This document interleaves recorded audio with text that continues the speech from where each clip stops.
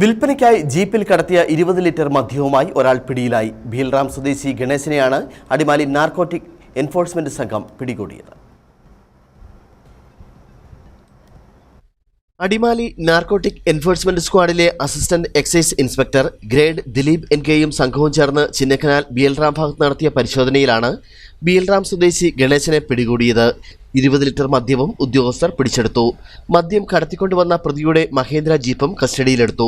മദ്യക്കച്ചവടവുമായി ബന്ധപ്പെട്ട മുമ്പും കേസുകൾ ഉള്ള ആളാണ് ഗണേശനെന്നും ബിവറേജിൽ നിന്നും പലപ്പോഴായി മദ്യം വാങ്ങി ബീൽറാമിലും പരിസരങ്ങളിലും കച്ചവടം ചെയ്യുന്നതാണ് പ്രതിയുടെ രീതിയെന്നുമാണ് ഉദ്യോഗസ്ഥർ നൽകുന്ന വിവരം.